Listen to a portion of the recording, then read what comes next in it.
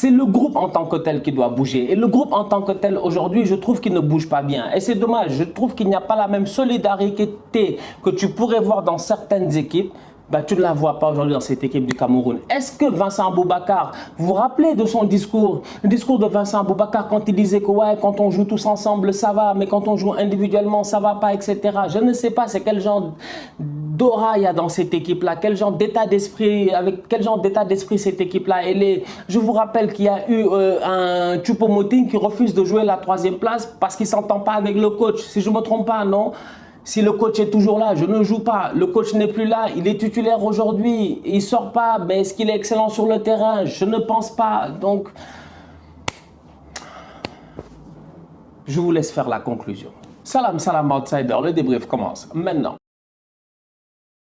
Le Cameroun perd aujourd'hui 1-0 à domicile face à l'Algérie et les Algériens sont en pole position pour essayer de se qualifier pour la Coupe du Monde au Qatar. Franchement, on va être très sérieux. Les Camerounais aujourd'hui, encore une fois, je dis bien, comme dans la mouvance et dans la lancée de la dernière Coupe d'Afrique des Nations, en termes de jeu de football, ils n'ont pas été bluffants. Ils ont même été très loin d'être intéressants et ça, c'est dommage. C'est très dommage. Ils sont à domicile, ils ont changé de coach. On s'attend à ce qu'il y ait, je ne sais pas, un sursaut d'orgueil. On s'attend à ce qu'il y ait des combinaisons sur le terrain. Malheureusement, on ne les voit pas. Quand les Camerounais sont dangereux aujourd'hui, en tout cas en première mi-temps notamment, c'est parce que Vincent Aboubakar a décidé de faire la différence tout seul. Et Vincent Aboubakar sort. Je ne sais pas pourquoi il sort, peut-être parce qu'il est blessé, franchement, en toute honnêteté. Je ne sais pas pourquoi il est sorti, parce qu'offensivement parlant, je trouvais que c'était le seul qui réussissait à faire la différence. D'un autre côté, Choupo-Moting, il est sur le terrain, c'est lent, c'est décevant, franchement. C'est-à-dire que les contrôles de balles, ça ne fait pas gagner des matchs à un moment donné. On a besoin que tu portes le ballon, que tu ailles un peu loin, que tu fasses la différence. Aujourd'hui, il ne le fait pas.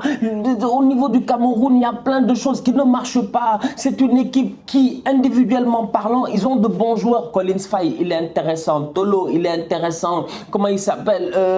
Aboubakar, il est intéressant. Ongla, il est intéressant. Il y a plein de boys qui sont très intéressants individuellement dans cette équipe-là. Mais collectivement parlant, ensemble, ils ne réussissent pas à faire la différence. Lors de la dernière CAN, on a eu l'occasion de le voir. Ils ont eu certains adversaires qui on peut qualifier comme étant des adversaires un peu faciles. Donc du coup, ils ont réussi à s'en sortir. Quand ils sont tombés face à l'Égypte, ça a été compliqué. Ils ont eu de la peine, je dis bien, à se créer des occasions. Aujourd'hui, ils arrivent face aux Algériens et les Algériens, comme des bandits, et ça, il fallait s'y attendre, ils arrivent avec Belmadi, ils nous sortent tout ce qu'ils ont fait face au Sénégal en 2019. C'est-à-dire, ils te claquent un but et après, ils défendent et ils t'attendent. Ils défendent et ils t'attendent. Ils défendent et ils t'attendent. Tu fais le fou, il y a une contre-attaque, tu peux être surpris. La force aujourd'hui de l'Algérie, ça a été la défense. Ça a été la défense. Belhamri a été excellent. Aïssa Mendy a été excellent. Ben Sebaini a été excellent. C'est-à-dire que là où ils ont peiné lors de la dernière CAN, où bizarrement ça n'avait pas marché, eh ben, aujourd'hui ça a marché. Défensivement parlant, les Algériens étaient concernés. Ils étaient difficiles à prendre. Malgré, je dis bien, une domination au niveau de la possession de la part du Cameroun, malgré, je dis bien, des Camerounais qui ont essayé quand même, de perforer ce bloc algérien-là, les Algériens n'ont jamais abdiqué, ils sont restés disciplinés, ils sont restés solidaires et à la fin, ils gagnent 1-0. C'est dommage pour les Camerounais parce que le match retour là-bas à Tchaker risque d'être très compliqué. Les Algériens n'ont pas perdu à Tchaker depuis 40 matchs. Apparemment, depuis 2004, ils n'ont pas perdu à Tchaker. C'est là où j'ai envie de dire aux Camers que je ne vous comprends pas. Quand j'étais au Cameroun il y a 3 semaines, 1 mois, on m'a dit que le Cameroun est imbattable à Fandena. Le Burkina Faso menait 3-0, remontada du Cameroun. On va être très sérieux lors du match de la 3e place, si je ne me trompe pas. Les Camerounais s'en sortent, je dis bien. Ils battent les Burkinabés à Fandena. Mais pourquoi vous allez jouer à Diapoma? Mais vous allez faire quoi à Diapoma? Mais franchement, vous allez faire quoi à Diapoma? Sincèrement, c'est parce que les Ivoiriens ont battu les Algériens là-bas. Vous pensiez que... Je comprends pas. Franchement, je wanda sur vous-même. Au lieu de jouer à Fandena, vous allez jouer à Diapoma. Eh bien, la défaite, elle est là.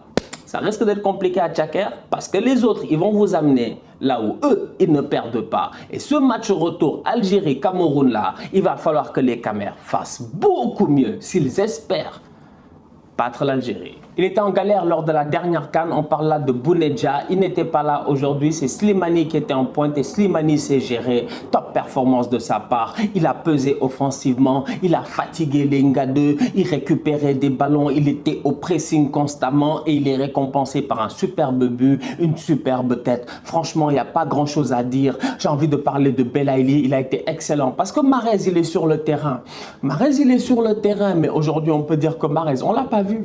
On peut dire que Mahrez, on ne l'a pas vu. Il ne faut pas être là, beaucoup parler, tout ça. Franchement, Mahrez, c'est un top player. Mais aujourd'hui, ce n'est pas Mahrez qui était là à dynamiter offensivement. Il était là numériquement sur le terrain. Mais en termes de présence, je dis bien, franchement, on va être très sérieux. C'est Belaïli qui était dangereux. Et Belaïli a été excellent. Belaïli, les petits ponts, les crochets, la passe décisive, presque une double passe décisive parce qu'on va être très, très sérieux. Si dans le temps additionnel, les gars se gèrent, il y a 2-0 pour l'Algérie. Le petit pont de Belaïli, le centre en cordeau au deuxième poteau, c'était un but.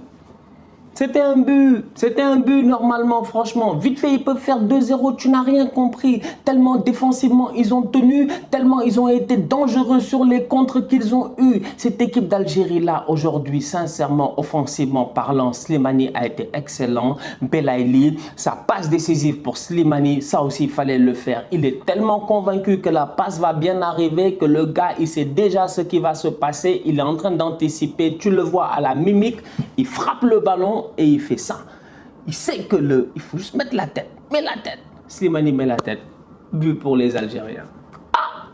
Les Algériens sont en route peut-être pour la Coupe du Monde. Cette équipe nationale d'Algérie-là, mentalement parlant, sincèrement, elle a félicité. Sa dernière Coupe d'Afrique des Nations a été un fiasco. Elle a été un fiasco, je dis bien un total fiasco. Ils sont sortis au premier tour en tant que champions d'Afrique. Normalement, une équipe normale qui vit cela devrait normalement, je dis bien, éclater. Elle devrait éclater. Une équipe qui vit cela, normalement, ne devrait pas être capable de s'en remettre aussi vite. Ils sont arrivés aujourd'hui et tu as l'impression, je dis, qu'il n'y a même pas un mois, ils étaient éliminés de la Coupe d'Afrique des Nations. Tu as l'impression qu'il ne s'est rien passé. Ils sont arrivés, ils ont fait fi de cela, ils ont oublié cela, ils se sont concentrés sur le match qu'ils avaient à jouer aujourd'hui à l'extérieur, au Cameroun, face à une équipe difficile dans un stade où ils ont perdu il n'y a pas longtemps et ils ont gagné 1-0.